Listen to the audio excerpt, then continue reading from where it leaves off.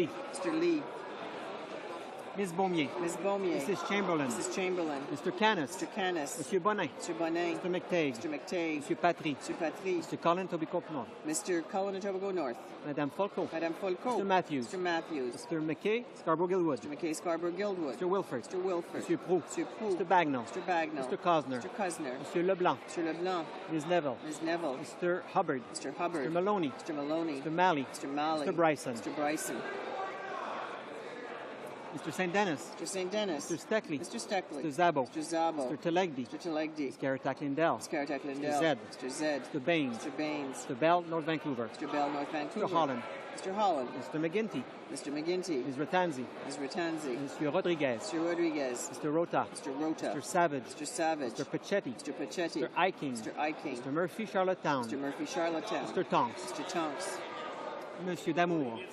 Mr. Damour. Mr. Scarpaleggia. Mr. Scarpaleggia. Mr. Silva. Mr. Silva. Mr. Sanamon. Mr. St. Amand. Mr. Tamilkovsky. Mr. Temilkovsky. Mr. Valley. Mr. Valley. Ms. Keeper. Ms. Keeper. Mr. Wilson. Mr. Wilson. Mr. Russell. Mr. Russell. Mr. Algabra. Mr. Algabra. Mr. Dallywall. Mr. Dallywall. Mr. Murphy, Moncton Riverview, Dieppe. Mr. Murphy, Moncton Riverview, Dieppe.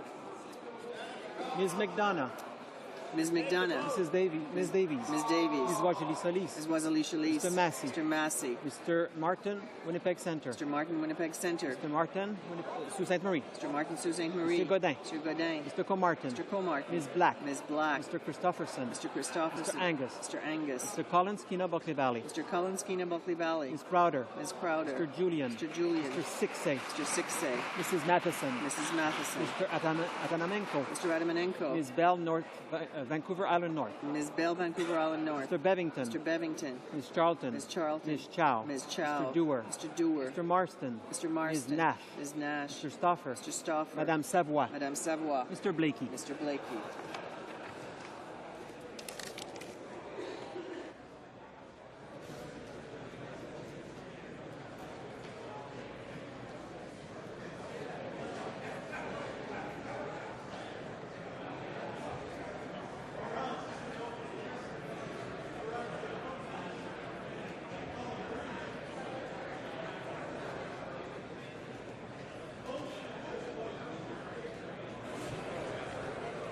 Yeas pour 172, 172. Nays contre 110, 110. Je déclare la motion. I declare the motion carried. Accordingly, the bill stands referred to the Standing Committee on International Trade. The House will now proceed to the taking of the deferred recorded division on motion M161 under private members' business in the name of Mr. Stanton. The question is as follows. Mr. Stanton, seconded by Ms. Shipley, moved that in the opinion of the House, the government should consider the advisability of evaluating the future of the historic Trent Severn Waterway, one of Parks Canada's National Historic Sites, and its potential to become A, premier recreational asset, B, a world-class destination for recreational boaters, C, a greater source of clean, renewable electrical power, D, a facilitator of economic opportunity and renewal in the communities along its 386-kilometre length, and E, a model of environmental sustainability. May I dispense with reading the rules relating to voting? Thank you. All those on my right in favor of the motion will please rise. Mr. Stanton. Mr. Stanton. Mr. Allen. Mr. Allen. Mr. Blaney. Mr. Blaney. Mr. Brown-Berry. Mr. Brown-Berry. Mr. Calkins. Mr. Calkins. Mr. Cannon, Kelowna Lake Country. Mr. Cannon, Kelowna Lake Country. Mrs. Davidson. Mrs. Davidson. Mr. Del Mastro. Mr. Del Mastro. Mr. Dykstra. Mr. Dykstra. Mr. Fast. Mr. Fast. Mr. Harvey. Mr. Harvey. Mr. Hahn. Mr. Hahn. Mr. Lake. Mr. Lake. Mr. Pallister. Mr. Pallister. Mr. Epp. Mr. Epp. Monsieur Lemieux. Mr. Lemieux. Mr. Manning. Mr. Manning. Mr. Mays. Mr. Mays. Mr. Norlock. Mr. Norlock. Mr. Shipley. Mr. Shipley. Mr. Storseth. Mr. Storseth.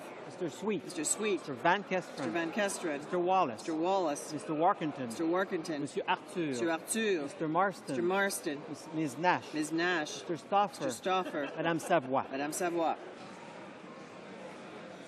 Fourth row on my right. Mr. Albrecht. Mr. Albrecht. Mrs. Gallant. Mrs. Gallant. Mr. Lunny. Mr. Lunny. Mr. Merrifield. Mr. Merrifield. Mr. Rajat. Mr. Rajat. Mr. Sorensen. Mr. Sorensen.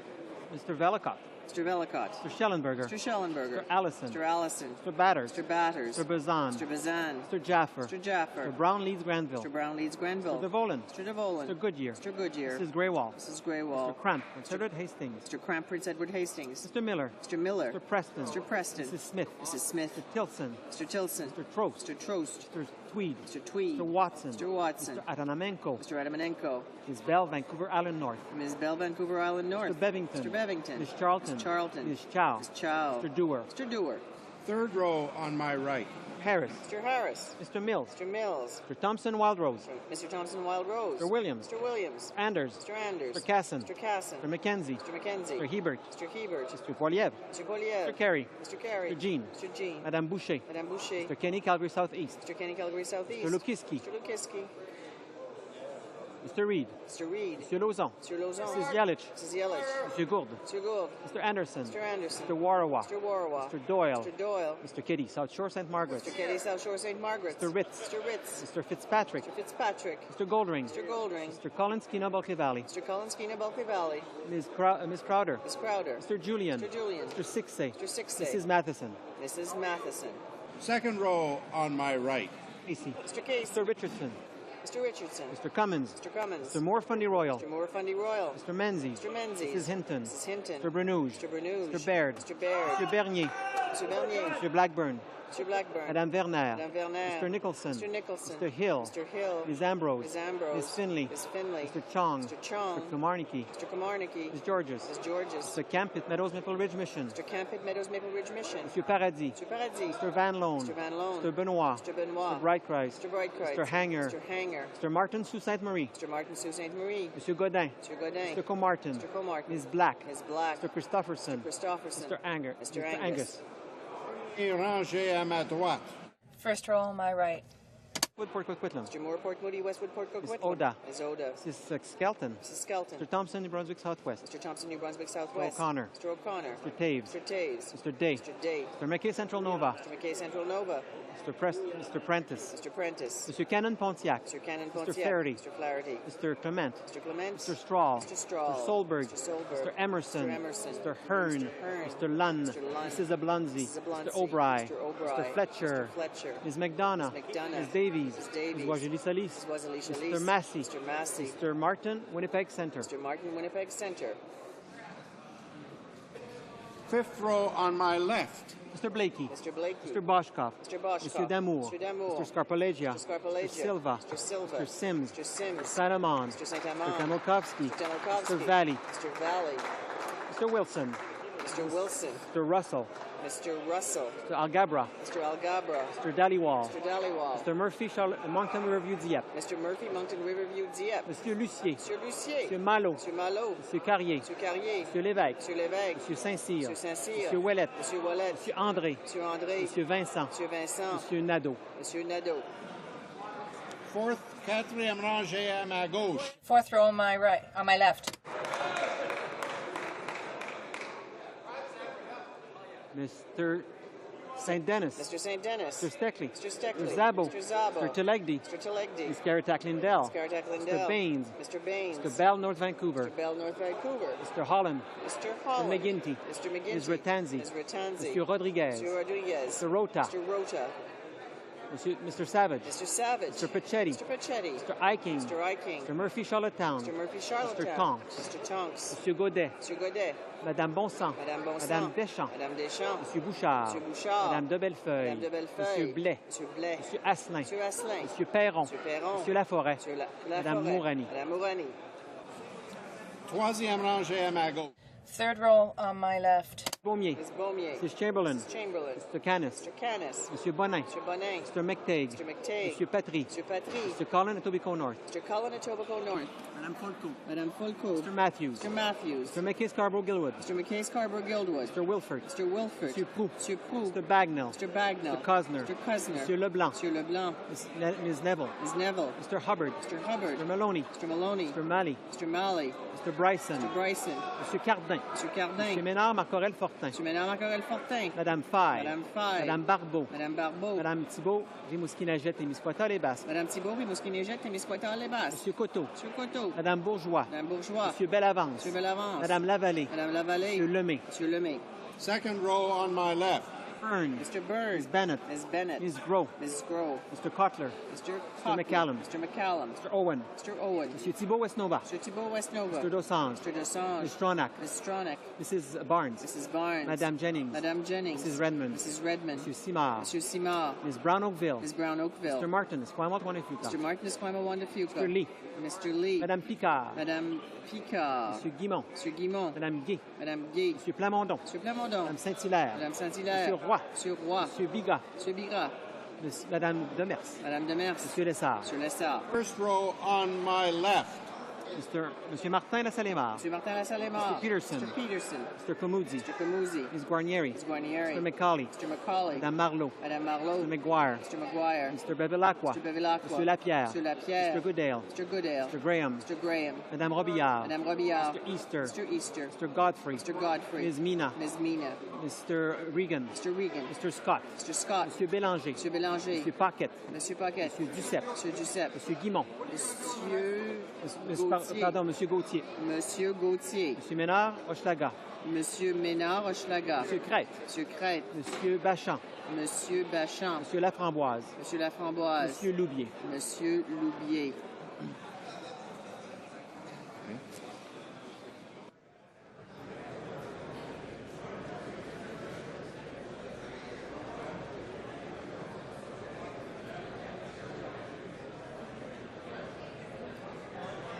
All those opposed to the motion will please rise. I didn't think there was any, but...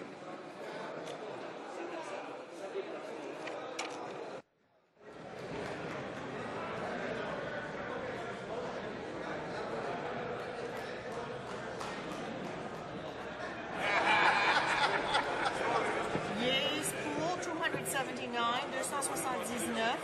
Nays contre, none, aucun. Je déclare la motion. I declare the motion carried.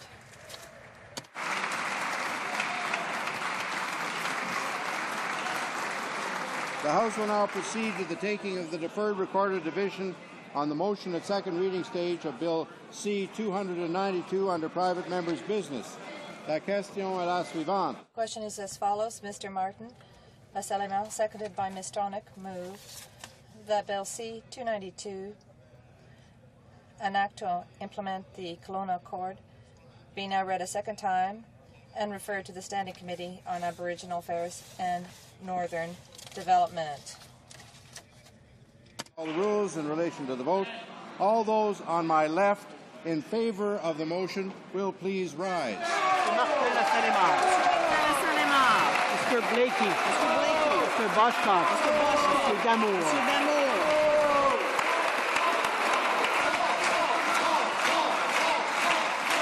Fifth row on my left. In favor. Mr. Silva. Mr. Silva. Mr. Sims. Mr. Sims. Mr. Sanamon. Mr. Saint-Amand. Mr. Tamilkovsky. Mr. Tamilkovsky. Mr. Valley. Mr. Valley. Ms. Keeper. Ms. Keeper. Mr. Wilson. Mr. Wilson. Mr. Russell. Mr. Russell. Mr. Algabra. Mr. Algabra. Mr. Dhaliwal. Mr. Dhaliwal. Mr. Murphy Moncton Riverview Dieppe. Mr. Murphy Moncton Riverview Dieppe. Monsieur Lucier. Monsieur Lucier. Monsieur Malo. Monsieur Malo. Monsieur Carrier. Monsieur Carrier. Monsieur Lévesque. Monsieur Lévesque. Monsieur Saint-Cyr. Monsieur Saint-Cyr. Monsieur Ouellette. Monsieur Ouellette. Monsieur André. Monsieur André. Monsieur Vincent. Monsieur Vincent. Monsieur Nadeau. Monsieur Nadeau. Fourth row on my left. Mr. St. Denis. Mr. St. Denis. Mr. Steckley. Mr. Steckley. Mr. Zabo. Mr. Zabo. Mr. Telegdi. Mr. Telegdi. Ms. Caratak Lindell. Ms. Caratak Lindell. Mr. Zed. Mr. Zed. Mr. Baines. Mr. Baines. Mr. Bell, North Vancouver. Mr. Bell, North Vancouver. Mr. Holland. Mr. Holland. Mr. McGinty. Mr. McGinty. Ms. Ratanzi. Ms. Ratanzi. Mr. Rodriguez. Mr. Rodriguez. Mr. Rota. Mr. Rota. Mr. Savage. Mr. Savage. Mr. Pachetti. Mr. Pachetti. Mr. Iking. Mr. Iking. Mr. Murphy Charlottetown. Mr. Murphy Charlottetown. Mr. Tonks. Mr. Tonks. Mr. Godet. Monsieur Godet. Madame Bonsan. Madame Bonsan. Madame Deschamps. Madame Monsieur Bouchard. Monsieur Bouchard. Madame de Bellefeuille. Madame de Bellefeuille. Monsieur Blais. Monsieur Blais. Monsieur Asselin. Monsieur Asselin. Monsieur Perron. Monsieur Perron. Monsieur Laforêt. Monsieur Laforêt. Madame Mourani. Madame Mourani. Troisième rangée. Third row to my left. Ms. Beaumier. Ms. Beaumier. Mrs. Chamberlain. Mrs. Chamberlain. Mr. Canis. Mr. Canis. Monsieur Bonin. Monsieur Bonin. Mr. McTague. Mr. McTague. Monsieur Patry. Monsieur Patry. Mr. Colin Etobicoke North. Mr. Colin Etobicoke North. Madame Folco. Madame Folco. Mr. Matthews. Mr. Matthews. Mr. McKay Scarborough Gilwood. Mr. McKay Scarborough Gilwood. Mr. Wilford. Mr. Wilford. Monsieur Proux. Monsieur Proux. Mr. Bagnall. Mr. Bagnall. Mr. Cosner. Mr. Cosner. Monsieur Leblanc. Monsieur Leblanc. Ms. Neville. Ms. Neville. Mr. Hubbard. Mr. Hubbard. Mr. Maloney. Mr. Maloney. Mr. Bain. Mr. Malley. Sorry. Mr. Molly. Mr. Bryson. Mr. Bryson. Monsieur Cardin. Mr. Cardin. Monsieur Ménard Marcorel Fortin. Mr. Ménard Marcorel Fortin. Madame Faye. Madame Faye. Madame Barbeau. Madame Barbeau. Madame Thibault, Rimouski-Neigette et Misquoitat-les-Basses. Madame Thibault, Rimouski-Neigette et Misquoitat-les-Basses. Monsieur Coteau. Monsieur Coteau. Madame Bourgeois. Madame Bourgeois. Monsieur Bellavance. Monsieur Bellavance. Madame Lavallée. Madame Lavallée. Monsieur Lemay. Monsieur Lemay. Second row on my left. Burns. Mr. Byrne. Ms. Bennett. Ms. Bennett. Ms. Grove. Ms. Grove. Mr. Cutler. Mr. Cutler. Mr. McCallum. Mr. McCallum. Mr. Owen. Mr. Owen. Monsieur Thibault Westnova. Mr. Thibault Westnova. Mr. Dosange. Mr. Dosange. Mr. Stronach. Mrs. Stronach. Mrs. Barnes. Mrs. Barnes. Madame Jennings. Madame Jennings. Mrs. Redmond. Mrs. Redmond. Monsieur Simard. Monsieur Simard. Ms. Brown Oakville. Ms. Brown Oakville. Mr. Martin Esquimalt Wanafuka. Mr. Martin Esquimalt Wanafuka. Mr. Lee. Mr. Lee. Madame Picard. Madame Picard. Monsieur Guimont. Monsieur Guimont. Madame Gay. Madame Gay. Monsieur Plamondon. Monsieur Plamondon. Madame Saint-Hilaire. Madame Saint-Hilaire. Monsieur Roy. Monsieur Roy. Monsieur Bigras. Monsieur Bigras. Madame Demers. Madame Demers. Monsieur Lessard. Monsieur Lessard. First row on my left. Mr. Peterson. Mr. Peterson. Mr. Camuzzi. Mr. Camuzzi. Guarnieri. Guarnieri. Mr. McCauley. Mr. McCauley. Madame Marlowe. Madame Marlowe. Mr. McGuire. Mr. McGuire. Mr. Bevilacqua. Mr. Bevilacqua. Monsieur Lapierre. Monsieur Lapierre. Mr. Goodale. Mr. Goodale. Mr. Graham. Mr. Graham. Madame Robillard. Madame Robillard. Mr. Easter. Mr. Easter. Mr. Godfrey. Mr. Godfrey. Ms. Mina. Ms. Mina. Mr. Regan. Mr. Regan. Mr. Scott. Mr. Scott. Monsieur Bélanger. Monsieur Bélanger. Monsieur Paquette. Monsieur Paquette. Monsieur Duceppe. Monsieur Duceppe. Monsieur Gauthier. Monsieur Gauthier. Monsieur Ménard-Rochelaga. Monsieur Ménard-Rochelaga. Monsieur Crête. Monsieur Crête. Monsieur Bachan. Monsieur Bachan. Monsieur Laframboise. Monsieur Laframboise. Monsieur Loubier. Monsieur Loubier. Fifth row on my right in favor. Mr. Marston. Mr. Marston. Ms. Nash. Ms. Nash. Mr. Stauffer. Mr. Stauffer. Madame Savoie. Madame Savoie. Quatrième rangée. Fourth row on my right. Mr. Atanamenko. Mr. Atamanenko. Ms. Bell, Vancouver Island North. Ms. Bell, Vancouver Island North. Mr. Bevington. Mr. Bevington. Ms. Charlton. Ms. Charlton. Ms. Chow. Ms. Chow. Mr. Dewar. Mr. Dewar. Third row on my right. Mr. Cullen, Skinner Buckley Valley. Mr. Collinsky, Bulkley Valley. Ms. Crowder. Ms. Crowder. Mr. Julian. Mr. Julian. Mr. Sixay. Mr. Sixay. Mrs. Matheson. Mrs. Matheson. Deuxième rangée. Second row on my right. Mr. Martin. Sault Ste. Marie. Mr. Martin, Sault Ste. Marie. Monsieur Godin. Monsieur Godin. Mr. Comartin. Mr. Comartin. Ms. Black. Ms. Black. Mr. Christopherson. Mr. Christopherson. Mr. Angus. Mr. Angus. First row on my right. Ms. McDonough. Ms. McDonough. Ms. Davies. Ms. Davies. Ms. Wajili Salis. Ms. Wazali Shalis. Mr. Massey. Mr. Massey. Mr. Martin, Winnipeg Centre. Mr. Martin, Winnipeg Centre. All those opposed to the motion will please rise. Fifth row on my left. Fourth row on my left. Shear. Mr. Shear. Third row on my left. Mr. Delipo. Deuxième. Premier rangée. First row on my left. Fifth row on my right. Opposed. Mr. Allen. Mr. Allen. Mr. Blaney. Mr. Blaney. Mr. Brownberry. Mr. Brownberry. Mr. Calkins. Mr. Calkins. Mr. Cannon, Canola Lake Country. Cannon, Kelowna Lake Country. Mrs. Matheson. Sorry. Mrs. Davidson. Mrs. Davidson. Mr. Del Mastro. Mr. Del Mastro. Mr. Dykstra. Mr. Dykstra. Mr. Fast. Mr. Fast. Mr. Harvey. Mr. Harvey. Mr. Hahn. Mr. Hahn. Mr. Lake. Mr. Lake. Mr. Pallister. Mr. Pallister. Mr. Epp. Mr. Epp. Mr. Lemieux. Mr. Lemieux. Mr. Manning. Mr. Manning. Mr. Mays. Mr. Mays. Mr. Norlock. Mr. Norlock. Mr. Petit. Mr. Petit. Mr. Shipley. Mr. Shipley. Mr. Stanton. Mr. Stanton. Mr. Storseth. Mr. Storseth. Mr. Sweet. Mr. Sweet. Mr. Van Kesteren. Mr. Van Kesteren. Mr. Wallace. Mr. Wallace. Mr. Workington. Mr. Workington. Monsieur Arthur. Monsieur Arthur. Fourth row on my right. Albrecht. Mr. Albrecht. Mrs. Gallant. Mrs. Gallant. Mr. Lunny. Mr. Lunny. Mr. Merrifield. Mr. Merrifield. Mr. Rajat. Mr. Rajat. Mr. Sorensen. Mr. Sorensen. Mr. Velikot. Mr. Velikot. Mr. Schellenberger. Mr. Schellenberger. Mr. Allison. Mr. Allison. Mr. Batters. Mr. Batters. Mr. Bazan. Mr. Bazan. Mr. Jaffer. Mr. Jaffer. Mr. Brownleeds Granville. Mr. Brownleeds Mr. Devolan. Mr. Devolan. Mr. Goodyear. Mr. Goodyear. Mrs. Greywall. Mrs. Greywall. Mr. Cramp, Prince Edward Hastings. Mr. Cramp, Prince Edward Hastings. Mr. Miller. Mr. Miller. Mr. Preston. Mr. Preston. Mrs. Smith. Mrs. Smith. Mr. Tilson. Mr. Tilson. Mr. Trost. Mr. Trost. Mr. Tweed. Mr. Tweed. Mr. Watson. Mr. Watson. Troisième. Third row on my right. Mr. Harris. Mr. Mills. Mr. Mills. Mr. Thompson Wildrose. Mr. Thompson Wild Rose. Mr. Williams. Mr. Williams. Mr. Anders. Mr. Anders. Mr. Casson. Mr. Casson. Mr. McKenzie. Mr. McKenzie. Mr. Hebert. Mr. Hebert. Mr. Poiliev. Mr. Poiliev. Mr. Carey. Mr. Carey. Mr. Jean. Mr. Jean. Madame Boucher. Madame Boucher. Mr. Kenny, Calgary Southeast. Mr. Kenny, Calgary Southeast. Mr. Lukiski. Mr. Lukiski. Mr. Reed. Mr. Reed. Mr. Lauzon. Monsieur Lauzon. Mrs. Yelich. Mrs. Yelich. Mr. Gould. Mr. Gould. Mr. Anderson. Mr. Anderson. Mr. Warawa. Mr. Warawa. Mr. Doyle. Mr. Doyle. Mr. Katy, South Shore, St. Margaret. Mr. Katy, South Shore, St. Margaret. Mr. Ritz. Mr. Ritz. Mr. Fitzpatrick. Mr. Fitzpatrick. Mr. Goldring. Mr. Goldring.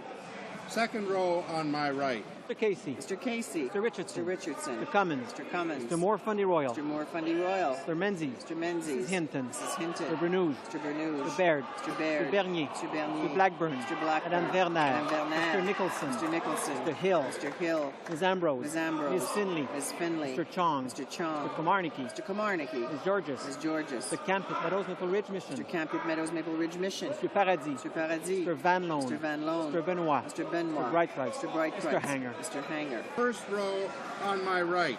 Abbott. Mr. Abbott. Mr. Moore, Port Moody, Westwood, Port Coquitlam. Mr. Moore, Port Moody, Westwood, Port Ms. Coquitlam. Oda. Ms. Oda. Mrs. Skelton. Mrs. Skelton. Mr. Thompson, New Brunswick Southwest. Mr. Thompson, New Brunswick Mr. Southwest. O'Connor. Mr. O'Connor. Mr. Taves. Mr. Taves. Mr. Date. Mr. Day. Mr. McKay Central Nova. Mr. McKay Central Nova. Mr. Prentice. Mr. Prentice. Mr. Canyon Pontiac. Mr. Cannon Pontiac.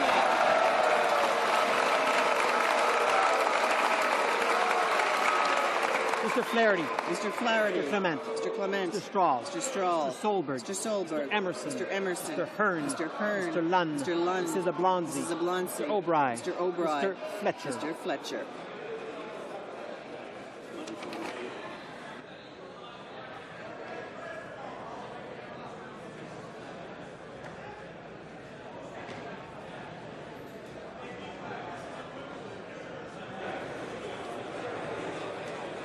Yeas pour 159, 159. Nays contre 123, 123.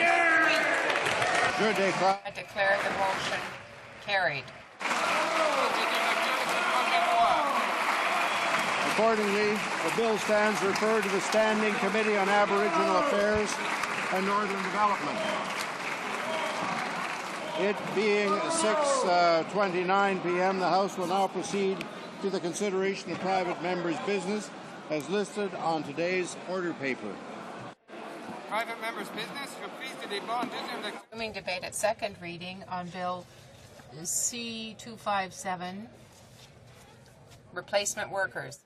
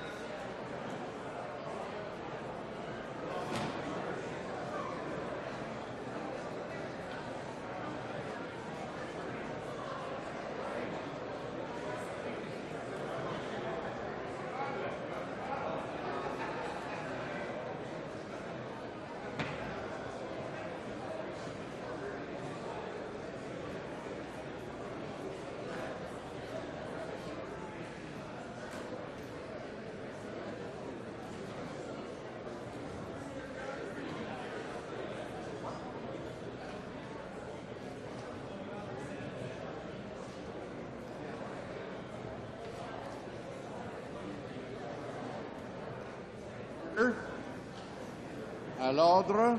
Order. 8. Reprise de débat. Resuming debate. The Honourable Parliamentary Secretary to the Prime Minister. And to the Minister of Francophonie. Merci, Monsieur le Président. Thank you, Mr. Speaker. Today we are debating Bill C-257, it seems to me the answer is quite clear. The Canada Labour Code is intended to balance a variety of interests when there are labour disputes, and not to promote the interests of one group to the detriment of another. I will explain. We're being asked to amend the Labour Code with respect to the use of replacement workers. Any person who is interested at all in labour issues know that replacement workers and their use is a subject that is hotly debated. Some, like the members for the opposition who have sponsored this bill, are arguing for prohibition against the use of replacement workers in an extended strike or lockout. On the other hand, you have those who, as strongly and fervently, say that a government should have the opportunity to do so. Normally, there are groups of employees and unions who are in favor of a prohibition, while the employers are in favor of the use of using replacement workers. As often happens in such a debate, the two cases provide solid arguments to shore up their positions, and it is something that is quite delicate when you look at both sides of the issue. There's nothing surprising here, but one thing is sure. Bill C-257 seems to defend the interests of only one side. It is clear that as legislators, our role is not to side with one group or another, but rather to try to find a common meeting ground of opinions. I do not think it would be appropriate to arbitrarily amend the Canada Labour Code. We must see that the code serves the interests of all stakeholders in labour relations. The answer is clear for me. The Canada Labour Code is intended to balance and reconcile the interests of all parties in labour conflicts. It is not intended to promote the interests of one group to the detriment of another. And this is a very good example. When Part 1 was amended a few years ago, the House opted for a fair balance with respect to a complete between a complete prohibition on the use of replacement workers and free access to them by giving the right to employers to temporarily hire replacement workers if necessary, if it did not harm the unions that were defending the interests of their members. When the intent is not honorable, the union can address the courts. At the present time, one side does not have a greater weight than the other, and there is a balance. The means of subsistence for both sides are in actual fact preserved. And so there is a balance between opposite interests that has been preserved. Most parties have entered into negotiations under the terms of the Canada Labour Code and have emerged from those negotiations reasonably satisfied. Bill C-257 would compromise this precious balance. Therefore, it would not be productive, and consequently, I cannot support it. It also is intended to determine the incidence of the recourse that would be taking place during extended labor stoppages. According to them, the fact of preventing employers from having replacement workers would improve the efficiency of negotiations. This is, in fact, the opinion of the opposition. That is their opinion, but there are contrary arguments to be made. Indeed, Specialized independent studies have indicated that in provinces where recourse to replacement workers was prohibited by provincial legislation in Quebec and BC, the strikes last longer, 32 days longer, and the possibility and probability of a strike in those provinces increases by 12%. The studies do not show that a prohibition would be advantageous for employers in the region. Despite such legislation, Quebec and BC each year receive many complaints with respect to replacement workers. In other words, the legislation has not eliminated the problem. It is interesting to note that Ontario, that had prohibited the use of replacement workers, took that prohibition away. And as my colleagues have already pointed out, statistics do not show that the fact of having recourse to replacement workers shortens strikes or labor disputes. Mr. Speaker, we can debate this issue for a very long time, but I know that everyone here feels that it is our duty to promote the Canadian economy, keep it working, and to protect the rights of both sides in an impartial fashion. Impartiality is the basis of the Labour Code. Mr. Speaker, this is a very complex issue, and the provisions of the Code as it reads now do meet the need for that complexity. It keeps the balance between employers and employees. Indeed, an employer cannot punish an employee who was on strike. The Code guarantees the right to strike for employees and allows them to regain their jobs.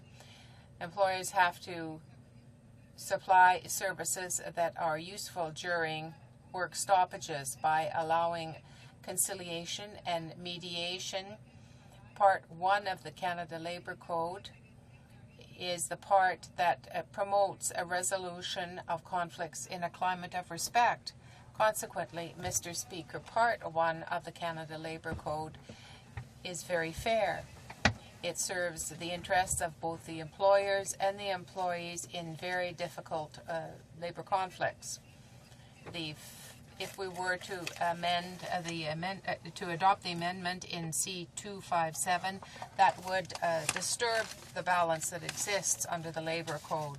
And I say that the House must not support that amendment. Resuming debate, the Honourable Member for Pierrefonds-Dollard. Thank you, Mr. Speaker. It seems important to me for this House to give full support to Bill C-257 for a number of reasons, including respect for and consolidation of labour rights. To this end, this bill is in keeping with the continued development of Canada in terms of industrial relations and the prosperity of our companies and workers. This bill also seeks to ensure that in labour relations, the ground rules are better than what they currently are and would ensure a civil approach and clarity in the best interests of all interested parties. When those involved in negotiation or labour conflict are governed by rules that guarantee the respect for everyone's rights, we can better proceed with an exercise that will settle any conflicts.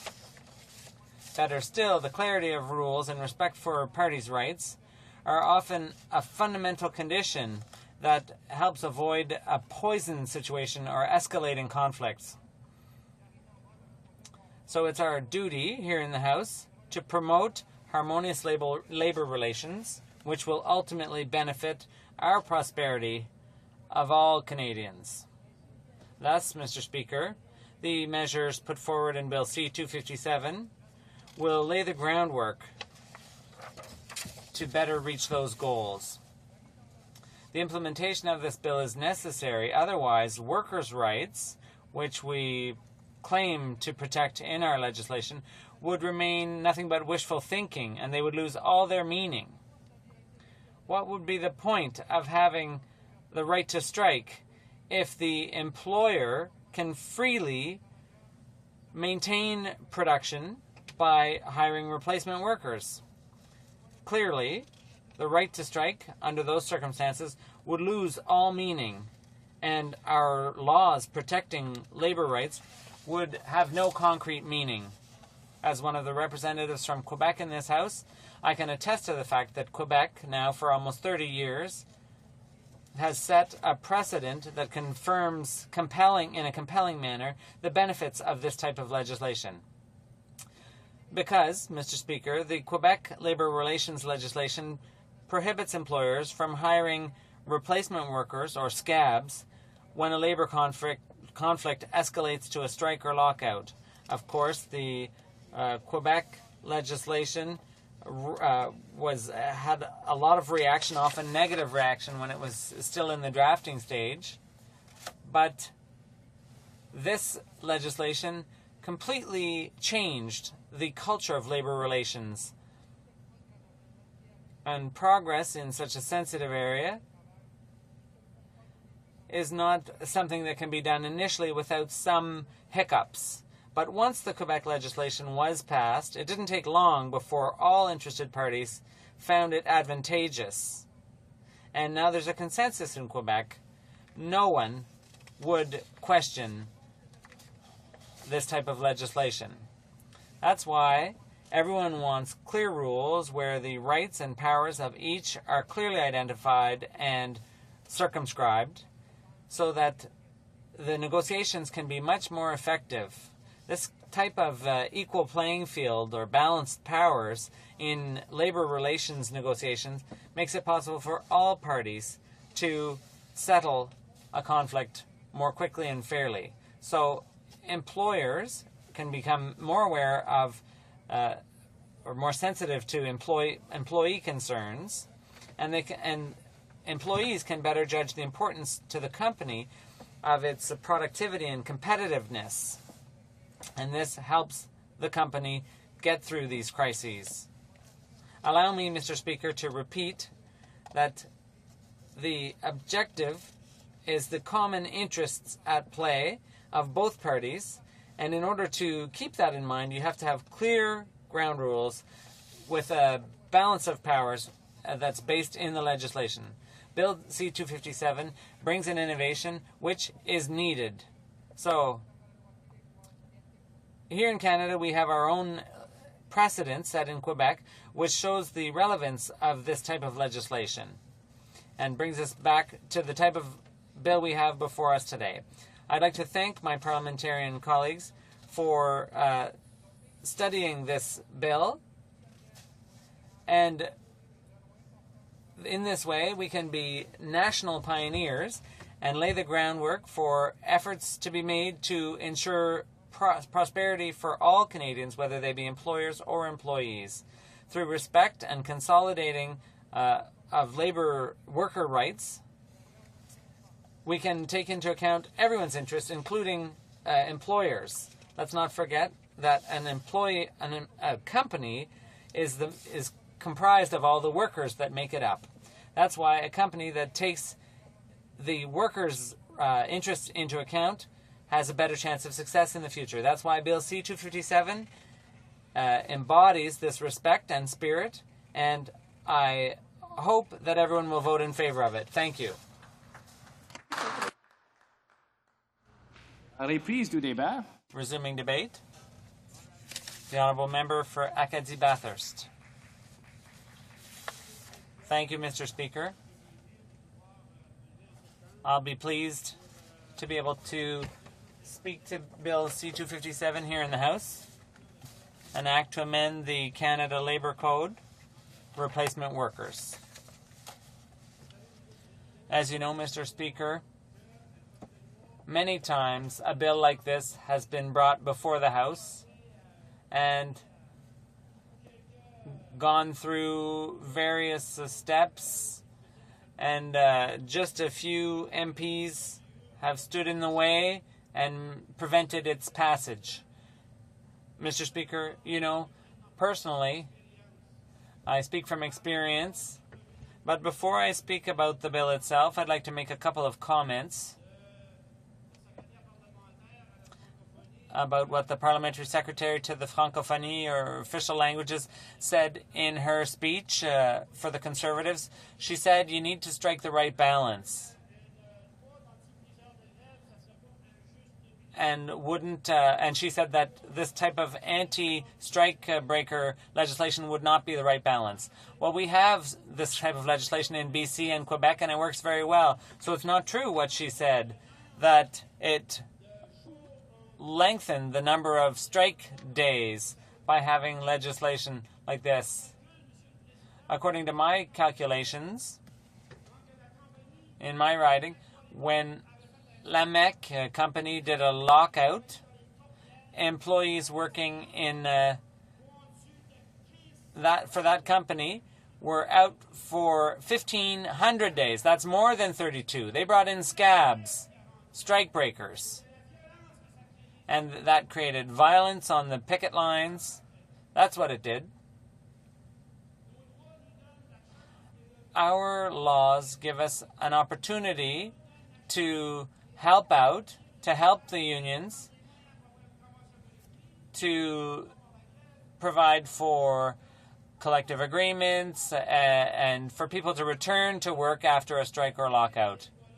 But employers can abuse those rights by resorting to scabs who take the jobs of workers. Where's the right balance in all of that?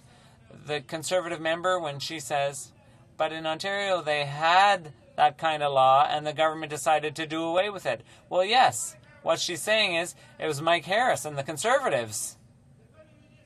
The Premier of Ontario got rid of that law. And when she says it has to be the right balance, you have to strike the right balance, it has to be equitable, and in addition, Mike Harris's Conservatives passed a law whereby each employer had to give notice, put a notice on the wall, post a notice in the company saying to employees, telling them how to get rid of their union, what procedure they had to follow to get rid of their union. So if the balance was right, how is it that that same Premier, when the Conservatives were in Ontario, didn't pass legislation saying that you had to post a notice saying how to join a union, how to create a union? That's what the Conservatives did in Ontario. That's what Mike Harris did in Ontario. And are the Conservatives the friends of workers? Do they deserve the vote of workers? Well, you, workers, will have to make that decision. Because when you vote, you can vote for justice. When you work for an employer, if you're not allowed to strike and picket without seeing scabs parade before your very eyes, in Bathurst in New Brunswick, in Bathurst in my own region, currently, it's been a year that a gentleman came and bought up a hotel, Le Chateau, and decided in the negotiations to take employees who were working for $9.50 an hour, but in the bargaining he reduced them to minimum wage, $6 an hour, and the employees decided to take to the streets. And for more than a year, they've been out of work. Scabs have been doing their jobs. It's shameful. When you look at what's happening in Quebec, there was a strike that lasted more than 3 years. 3 years, Mr. Speaker. The Parliamentary Secretary for Official Languages says that, in their view, having anti-replacement worker legislation in Quebec pushed people to strike more. CNHC is under federal jurisdiction, and that's why the strike lasted longer. If you look at Radio Nord, when they had a strike at Radio Nord, it took years to settle. Personally, myself, I went to Rouyn-Noranda, I went to Abitibi, I visited the picket lines. I met with people on the picket line and saw scabs going by. It was an ugly sight. If you look at the mines in the Northwest Territories where there was a strike, we all recall the tragedy that happened there. Once again, when you're an employee of a company and you see a scab doing your job and the parliamentary secretary says we have to strike the right balance, and I'd like to come back to AMEC Quality Group that were locked out for 43 months, and the provincial government gave them loan guarantees of $15,000. It was shameful. The Conservatives should do a little soul searching and be a little fairer to workers. I'm sure that workers expect better. It's unacceptable. It would be as if we, coming to Parliament one day, had a bunch of scabs replace us and do our jobs. I think you'd think differently if that happened. I think you'd think differently. Look at Quebec's experience. Look at what happened in Quebec with their anti-strike breaker legislation. There are fewer strikes, fewer lockouts in Quebec. There's more harmony between union and management, between employer and employee. The evidence is in. We have the evidence. And when the Parti Québécois did this back then, and when the Liberals were elected, they didn't dare do away with the anti-strike breaking legislation. They kept it around, and that means it works. In BC, they wouldn't dare do away with the anti-strike breaking legislation. They could have, but they didn't. It works well. In Ontario, they did it because Mike Harris and his Conservatives did it, and they actually encouraged employees to get rid of their unions. And that shows that Conservatives don't believe in workers associating to defend themselves. I've never seen a bill from the Conservatives saying that they're going to do away with the right or give employers a chance not to join a Chamber of Commerce. The Chamber of Commerce is basically the union of businesses, of employers, of companies. That's their union. You never hear the Conservatives say, we're going to enact legislation to prevent companies, employers from joining Chambers of Commerce. But in Ontario, you can see the Conservatives' reaction today. You can see it. So if we want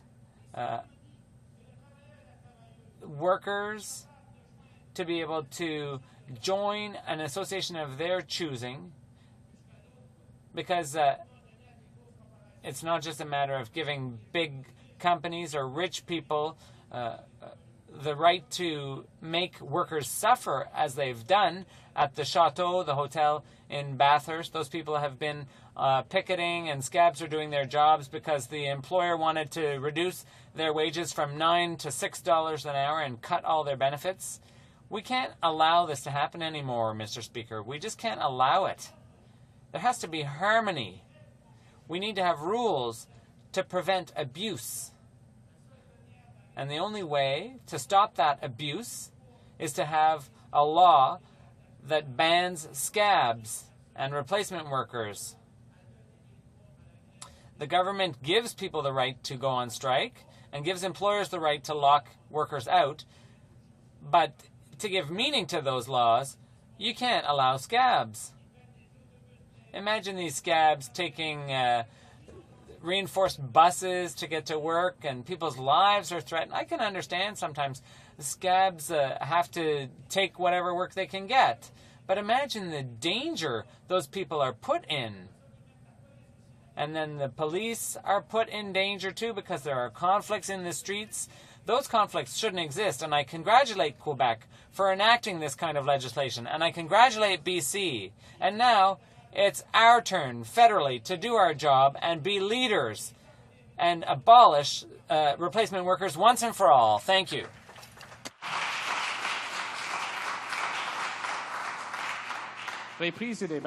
Resuming debate, the Honourable Member for Saint-Bruno-Saint-Hubert.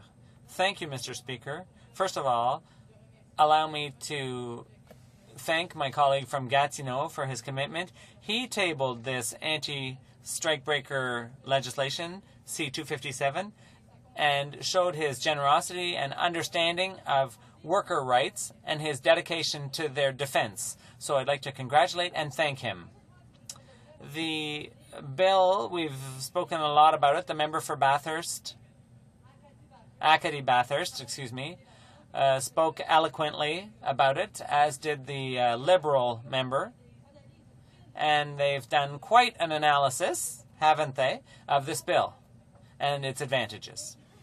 But it has to be said, and can't be said enough, how much this type of legislation reduces the duration and time of strikes. It also reduces violence, which we often find on picket lines. It improves the atmosphere, obviously, because when you go back to work and your strike didn't last very long, and when you were respected all throughout the strike, well, the atmosphere is way better than in the neighboring factory where the conditions were much worse, much harsher. And that's what creates the balance. That's what creates the balance in Quebec between workers and their employers. That respect and that balance, the balance of powers that each party has, that's what creates a union peace and harmony in Quebec and BC. And this is an advantage not just for workers, but also for employers. This is so true, Mr. Speaker, that it benefits everyone, that in Quebec in the past 30 years, no one has questioned this law, which we've had around for 30 years in Quebec, which means that the social harmony is true, it's real. Our balance is there. We don't have a bias to the right, a bias in favor of the captains of industry. That's a false balance, and that's what's currently happening in places where there's no anti-strike breaker legislation. In Quebec, one of the problems is that 90% of workers are under Quebec jurisdiction and they have access to this type of protection. But 8% of Quebec's labor force doesn't have these advantages because they're under federal jurisdiction, and they're the ones the Bloc Québécois is working hard for, together with other stakeholders elsewhere in Canada. That's why we have to stop having two categories of workers, two classes of workers in Quebec. The Minister of Labour, on June 6th, raised arguments which I have to say, Mr. Speaker, weren't very sensible. He said, well, there's less investment in provinces that have this type of legislation. I don't understand why he said that, because the Minister of Labour, who's also the member for Jonquière, voted in favor of this bill. I'll give you the date. On November 5th, 1990, it was Bill C-201, tabled by the member for Bas-Richelieu, Nicolette Bécancourt. So back then, he agreed with the legislation. Back then he was saying, no, it's okay, Quebec is a distinct society. I don't agree with that terminology, but he said, no, it's a tradition in Quebec. We have this type of legislation, and it's okay. But as a Canadian minister, I now have to see things from a different perspective. And so he announced he would be voting against this bill. And it doesn't make any sense for the Conservative Party to take a stand against this legislation, which is so beneficial for all workers and all of Canada. If he sees this from a Canadian perspective now that he's a minister, well, I think he should change his position and vote in favor of this bill. He should at least give this bill a chance to get to committee, vote on it in principle, because we're only at second reading now. So he could vote for it in principle, send it to committee, and there we could discuss it. There we could have a real, genuine discussion and debate whether strikes last longer and debate those other arguments that the member for Beauport-Limoilou said, saying that this kind of legislation would lead to more strikes or longer strikes. But this was contradicted. More than 2,000 collective agreements were examined, and the conclusion of the study was that the replacement worker legislation was required. So much for the Conservative arguments. Each of these arguments, at least as far as I'm concerned, are quite curious. As for the minister's first argument, that he said, we tried to make him understand with figures to support that our arguments were probing. And then there's the Fraser Institute. We know that these are right-wing think tanks that simply massage the statistics and make the conclusions that they see fit. So there was a second argument that was put forward that we heard in this House, and it's worthwhile listening to this. Therefore, there's no evidence that the forbidding the use of replacement workers is really beneficial for workers. Not one benefit. You try and tell that to the millions of workers in Quebec, or you tell that to people who have stood on picket lines, and you see what happens when the scabs go by, because the scabs are taking their jobs, taking their salaries. So, and say that there's no advantage to having replacement worker legislation? What about people who have to go into debt for a year because there are scabs working in the plants? What about these people who are really stressed psychologically because of these strikes? So when the minister says that there is no evidence, he says there is absolutely no benefit to this. Well, as far as I'm concerned, Mr. Speaker, it's not credible. It's simply not credible to say things like this in the House. And if he had said there's a bit of evidence, but no, he said there is absolutely no evidence. So, you know, Mr. Speaker, this is exaggerated and it's meaningless. Perhaps now I'm waiting for the minister to stand up to say it's all the fault of the environmentalists. But anyway, the minister hasn't shown up. The Minister of Transport hasn't shown up either. He hasn't come before this House to explain his arguments, but he didn't even explain the arguments to the people from the FDQ who came to Ottawa. He didn't want to meet this group. He didn't want to hear their arguments. He didn't want to meet them. So that means that their arguments, he feels that their arguments are too weak. So the advantage are proven. They've been proven by thousands of workers in Quebec. Over the past 30 years where Quebec has had legislation, it's enabled us to put together some good figures. My colleague from Gatineau can give you some good figures. But in actual fact, we don't need to have figures to understand what we're seeing here.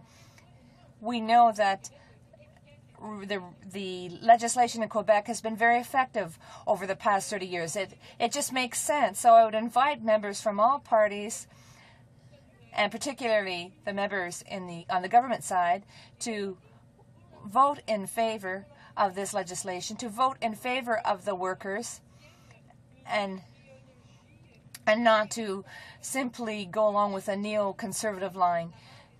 And often this neoconservative line simply looks at the corporate side of things rather than looking at the interests of citizens, because it's very important, Mr. Speaker, to think about the human factor. And I see that you're telling me that I have 1 minute left. That's too bad, because I wanted to talk about what's happening in Quebec, but also what's happening in Canada. People have mobilized, all workers have mobilized across the country to get behind this bill. And there's the FDQ, the CSN, the CST, who worked very, very hard and are currently working to convince the members in this House of the advantages in this legislation. I could talk to you about petitions that have been signed in Quebec because the people there believe in this legislation. The Canadian Marine Officers Union of St. Catherine also has done some wonderful work because it believes in this organization. These are the people to be believed rather than the various think tanks of right-wing ideology. So I'm saying let's give this act a chance. Let's give it a chance. Let's do the second reading. Let's send it to the committee. Let's hear from witnesses. And at that point, we can hear arguments, see which ones make the most sense. We'll hear witnesses who have experience in the field. We'll hear all kinds of arguments, including the right-wing think tanks. Thank you very much, Mr. Speaker. Reprise du débat. Resuming debate, the honourable member for Louis-Hébert. Thank you, Mr. Speaker. I listened to the past two speeches very carefully.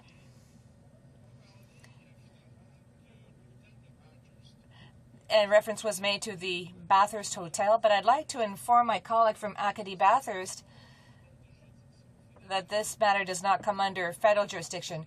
We're talking about a federal piece of legislation here. So does that mean... And that's where I found things to be a little bit strange, because it's as if by bringing forward a new federal legislation for companies under federal charts,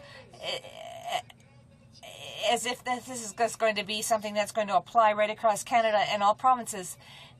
And there's a problem here, because it's as if the government of Canada were to decide to interfere in issues that came under provincial jurisdiction and to come up with this replacement worker legislation. Let's not be mistaken. The member for Acadie Bathurst talked about the Bathurst Hotel. And I don't see how this hotel comes under federal jurisdiction. So I don't want to extrapolate, but that was the example that you gave, Mr. Honourable Member. So statistics were mentioned. I know. I hear statistics from the CBC about the unemployment rates across Canada, and Quebec is always 1.1% higher than any other province. And don't tell me that everything is all rosy in Quebec, because 1.5% of the unemployed, or rather, there are 0.5% more unemployed in Quebec. That means 25,000 workers in Quebec that don't work. And I'm rising today to represent these people, these 25,000 people who don't have jobs. Perhaps it's because of the replacement worker legislation that exists in Quebec. People prefer to go outside of Quebec rather than to reside there. These 25,000 workers, I'm standing up for them today. People talk about striking a balance and all kinds of other things, but I'm telling you, this matter comes under provincial jurisdiction. Each province is free to do what as it see fits, and I don't see why my government, the Canadian government, would meddle in affairs that come under provincial jurisdiction. Quebec has its own legislation. It's very comfortable with its legislation. I live there. I live with that legislation, but I don't see why I would impose it on other Canadians. I'm happy with what I have. That's fine. But let the other people do as they wish. And that's why the Bloc Québécois is coming up with this legislation and saying, oh, all of the rest of Canada should be like us. But I respect my neighbors. And if they want to do it, they will do so. But it's not up to me to oblige them to do this.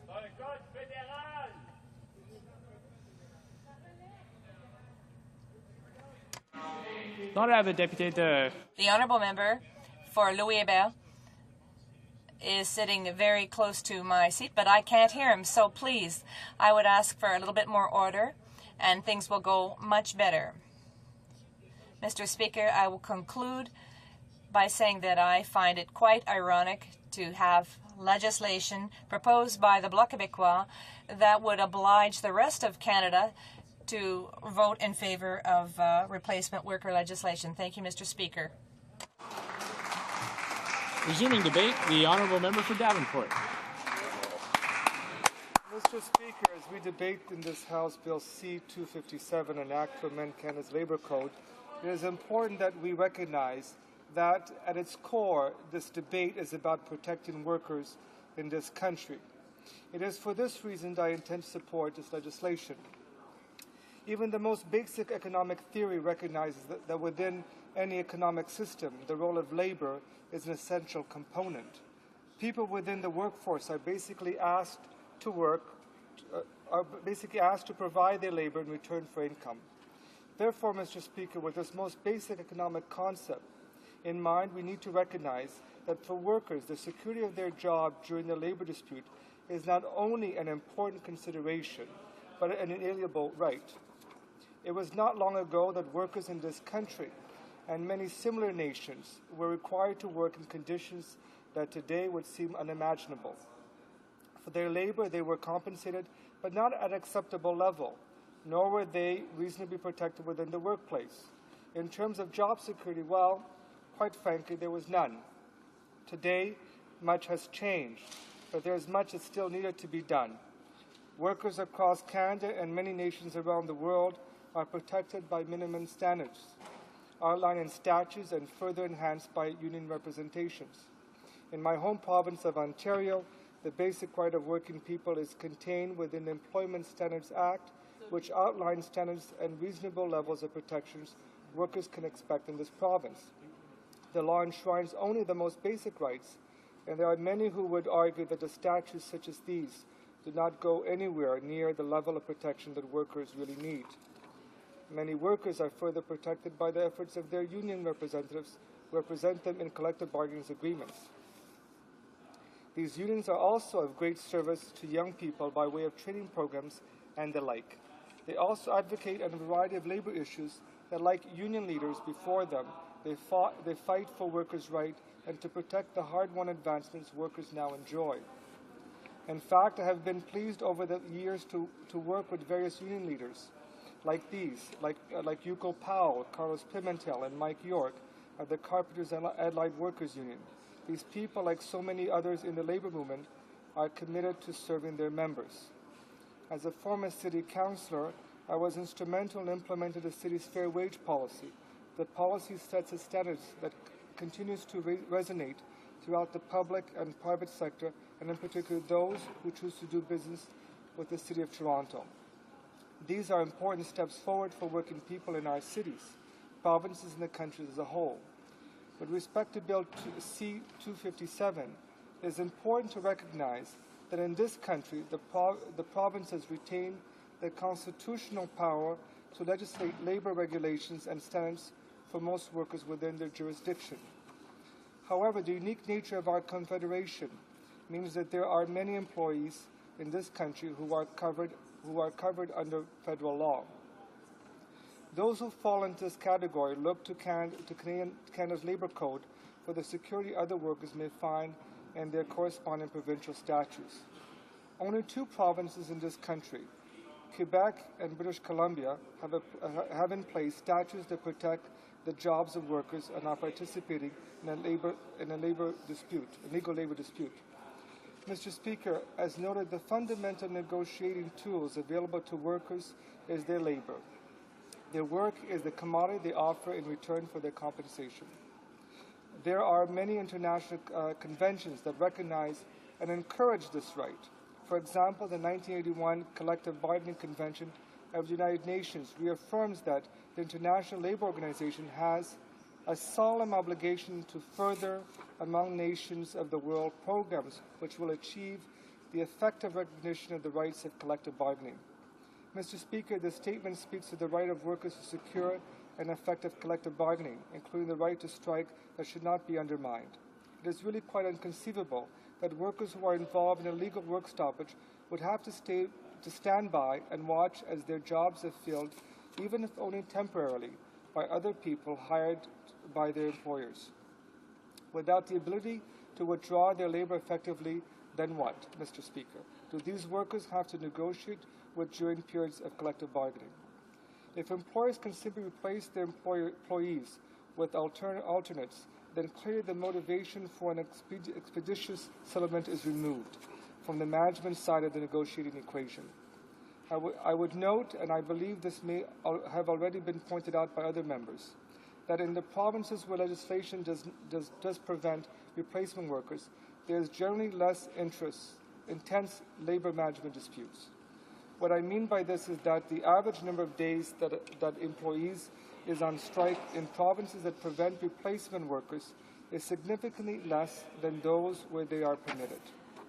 In these provinces that prevent replacement workers, it is clear that there is a greater incentives on the part of employers to negotiate in good faith with their employees. The statistics clearly back this assertion.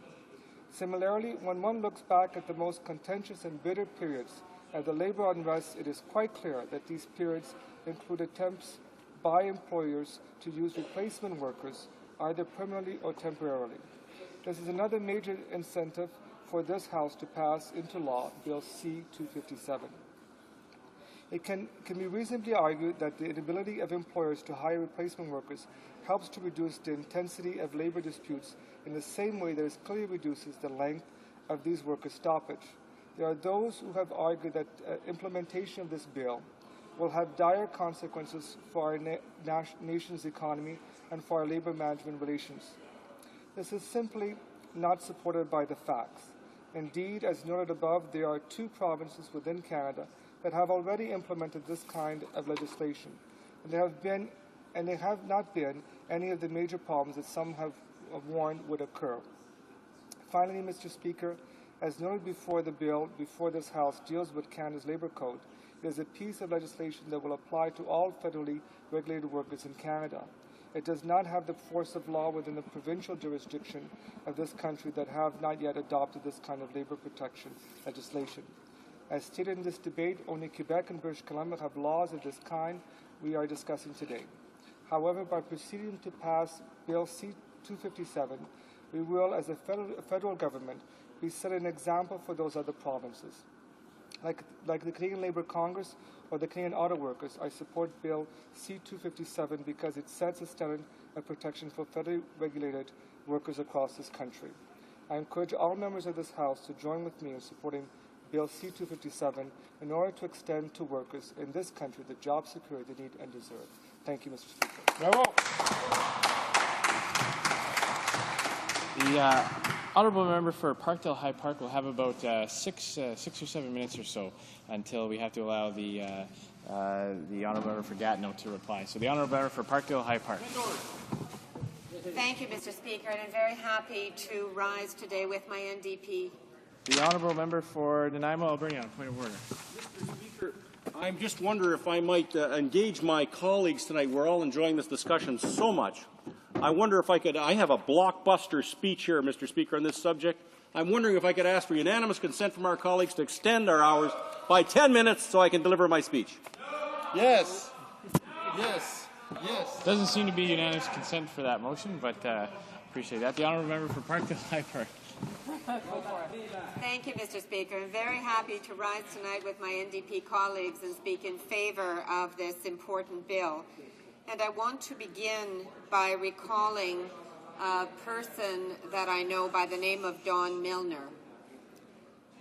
Don Milner is a young person, a working person. He's got a wife and small children. And he nearly lost his life on a picket line in Chatham, Ontario in 2002. This was during a very bitter 6-week strike at a company called International Truck. The company decided that they were going to prolong the strike, that they were going to turn nasty, and they brought in strike breakers. Don Milner and 2 others were run over by a van driven by private security forces, young people hired by the company there to ensure that strike breakers were brought into the plant. Don almost lost his life that day. He was run over right under the wheels of this van. Since then, his life has been changed forever. He has had operation after operation after operation. He's not been able to return to work. We don't know if he will. But it's totally turned his life upside down, but at least he's lucky and he has a life. Others have not been so lucky. The reality is that we know the vast majority of collective bargaining sessions are settled without a strike. In fact, more than 97% of negotiations are settled without a strike. But for anyone who has had to stand up for their rights in collective bargaining, they know very personally what it means to have scabs brought into their workplaces. It's a minority of employers that resort to this, who decide that they prefer confrontation instead of negotiation. But for those employers that decide to take this route, what does this mean? This means longer strikes. We know this from the history in every province where anti-scab legislation has been brought in. We know it means more violence. We know that there have been deaths. There have been all kinds of incidents on picket lines as a result of scabs. And we know that there is bad labour relations that result both during negotiations and after a strike or lockout is settled, and it can affect the production or the work in a workplace for months and years to come. What scabs do, Mr. Speaker, is they take the food right out of the mouths of strikers and their families. Just ask workers in the federal jurisdiction, people who would be covered by this new law, at places like Giant Mine, at TELUS, at Videotron, Secure, and CBC. They all know firsthand what it means to have strikebreakers and scabs in their workplaces. Imagine for any of us here what that would feel like if we decided to stand up for our rights and others were brought in at a fraction of the wage in order to do our jobs. Surely we would want to stand up and defend our rights. That's right. We know from the experience in Quebec and British Columbia that anti-scab legislation is successful. So let me say that if we believe in the rights of working people, fundamental rights which surely we support not only around the world but right here in Canada, if we support the right of working people to freedom of association, to join a union, to free collective bargaining, then we must support their right to truly have free collective bargaining and their right to not have scabs in their workplace. Therefore, I urge all members to stand in support of this bill. Thank you. Hey, L'honorable député de... Honourable Member for Gatineau. Thank you, Mr. Speaker.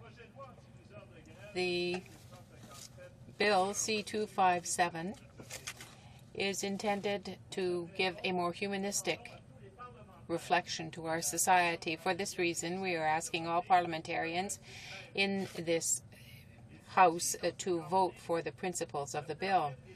Generally speaking, it's intended to allow for civilized negotiation during labour conflicts in a strike or a lockout, and thus there would be less violence on this picket line.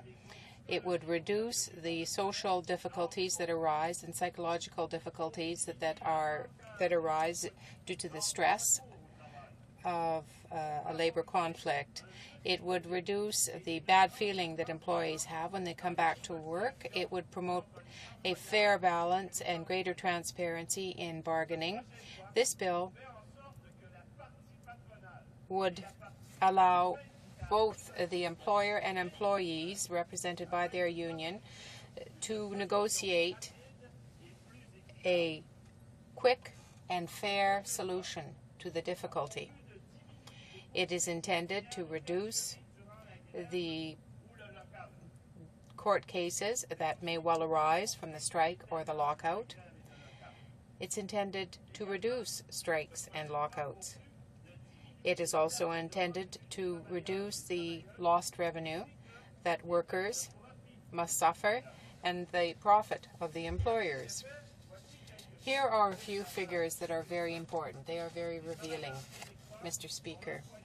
Quebec workers whose employer is under federal jurisdiction are practically always overrepresented in the number of days of work lost. Also, although they represent 8%, less than 8% of the labour force in Quebec, they have had to support 18% of the person days lost in 2004 and 22.6% in 2003. A high point was reached in 2002 when 7.3% of Quebec workers were working in organizations under federal jurisdiction. They represented some 48% of days of work lost because of labour conflicts. The duration of work days lost because of labour conflicts goes down with anti-strikebreaker legislation.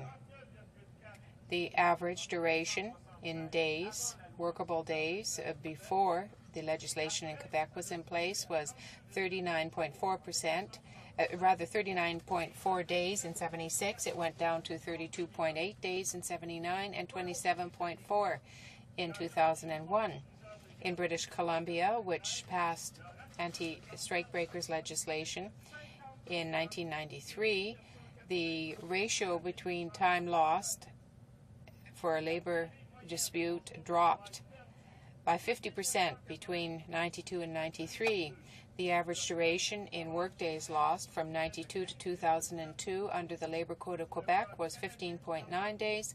Under the Canada Labour Code, 31.1 days.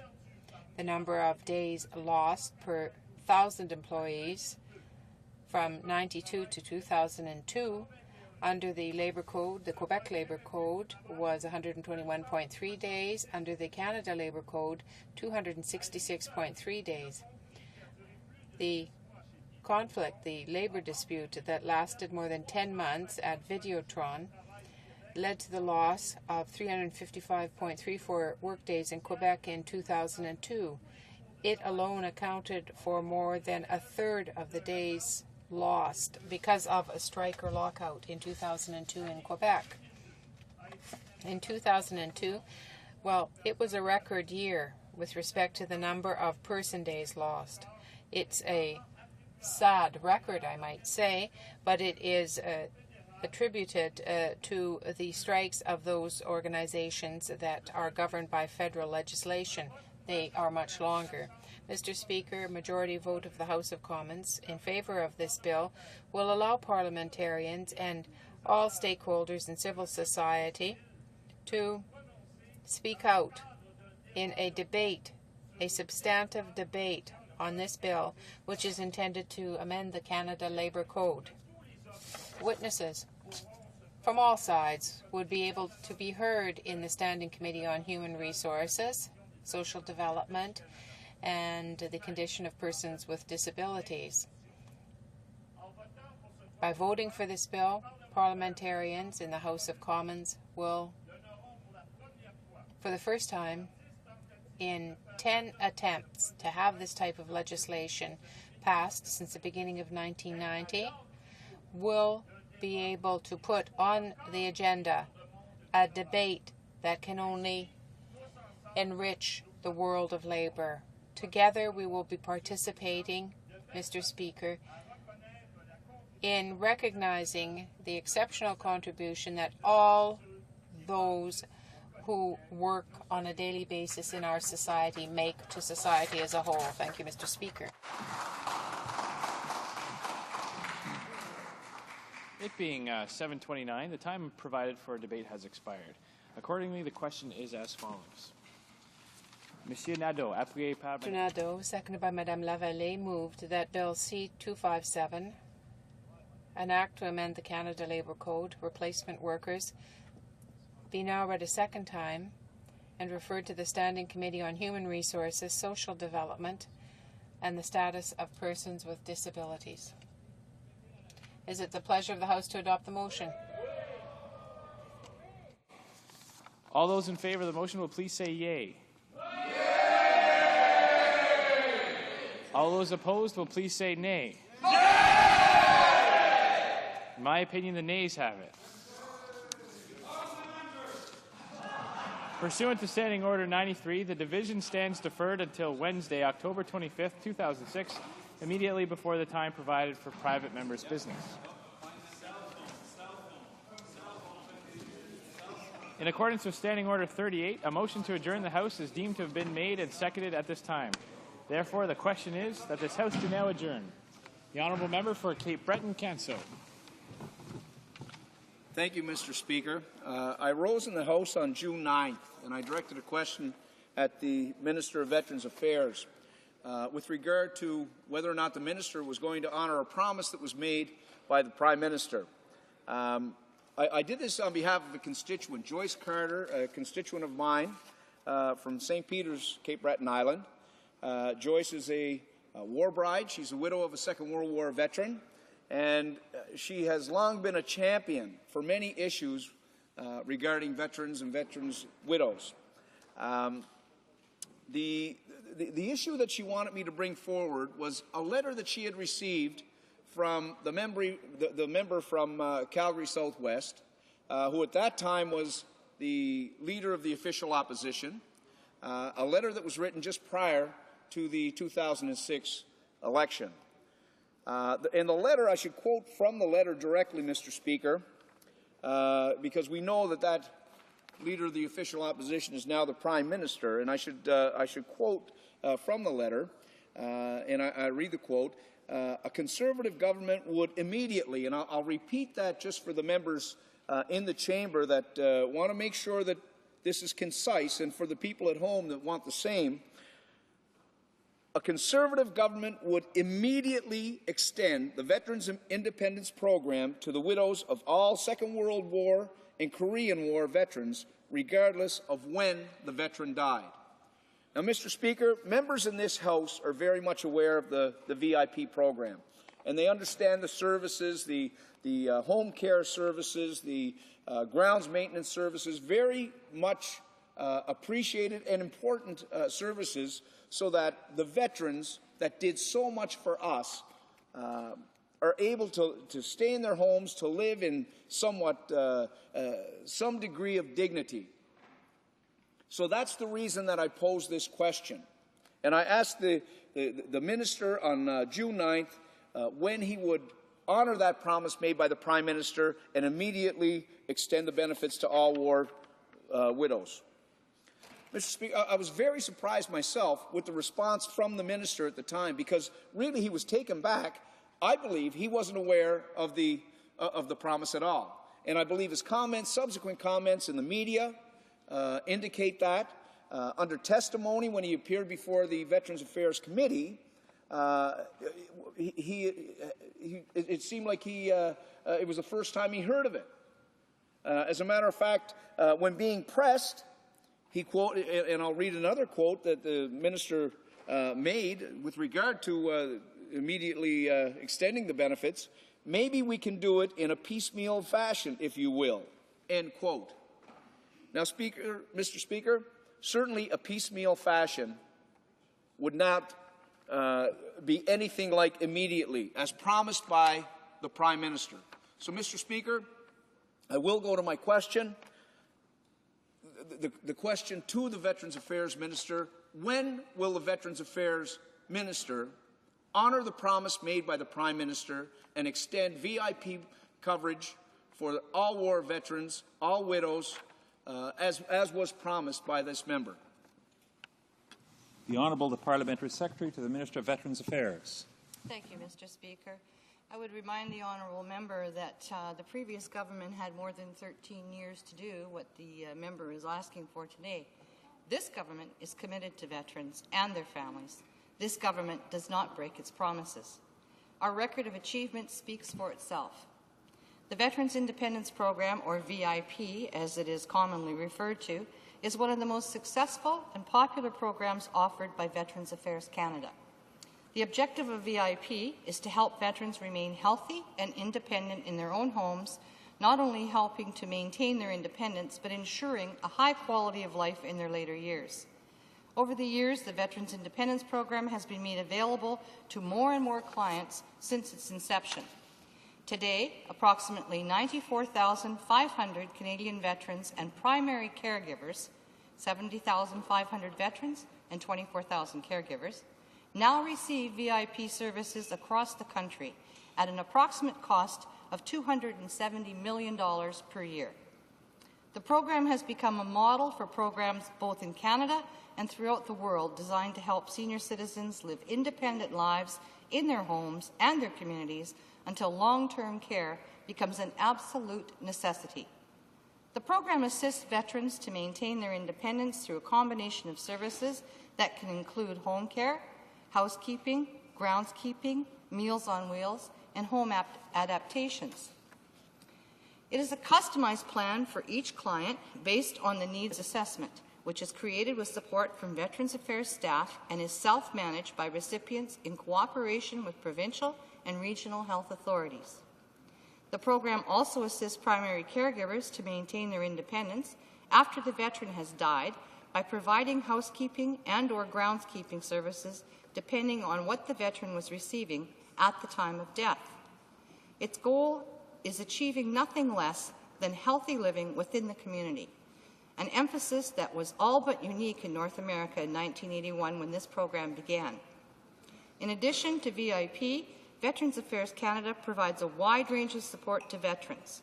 If any veteran or their primary caregiver feels that they have a need that is not being met and for which they are eligible, we will work with them to assist them to receive the care they need. Mr. Speaker, the government remains committed to ensuring its programs and services meet the changing needs of its clientele. In its continuing effort to achieve this goal, Veterans Affairs Canada is currently conducting a comprehensive review of its healthcare programs and services. This review will include a thorough examination of access to VIP services. The impact on this review will undoubtedly lead to a transformation no less profound than the one we achieved through the consultations and planning that brought us the new Veterans Charter. Thank you, Mr. Speaker. L'honorable député de Cap-Breton. The honourable member for Cap-Breton Council. Answer that war widows wanted, and that's not the answer that war widows deserved. This week in Veterans Affairs Committee, Mr. Jack Foss, the Dominion President for the Royal Canadian Legion, while giving testimony on the development of an ombudsman office for Veterans Affairs, matters of Veterans Affairs, Mr. Speaker, that he felt obliged that this was such a pertinent issue and such a relevant issue that he wanted to articulate the Legion's position on this. And in his opening remarks, he called for the extension of the benefits to all pre-1981 veterans and war widows. So my plea again is to the Prime Minister to call upon the Minister of Veterans Affairs and extend the benefits to all war veterans and war widows. L'honorable secrétaire parlementaire. Parliamentary Secretary to the Minister of Veterans Affairs. Speaker, I repeat that we have done extensions and we're moving towards a goal of achieving what we were setting out to do, which is to take care of all widows and all pensioners who are entitled to VIP services. We honor the veterans we have in this country. And I repeat what I said earlier. The member opposite was part of a government that for 13 years did nothing. Yet in 9 months, we have accomplished more than that previous government had in 13 years. It takes a bit of time, Mr. Speaker, and it takes a bit of patience. And if the member opposite has worked at all with veterans, he will know that they are very patient people, they are very understanding, and they also understand the value of a dollar. You can't rush into these things quickly. We have done what we can do to date, and we will continue to do more and more for veterans as each day passes. The member opposite is part of the Veterans Affairs Committee. He works hand in hand with myself and other members of that committee and knows which direction we're going in and that it's in the best interest of all veterans. The motion to adjourn the House is now deemed to have been adopted. La Chambre demeure donc. The House stands adjourned until tomorrow at 10 o'clock, pursuant to Standing Order 24-1.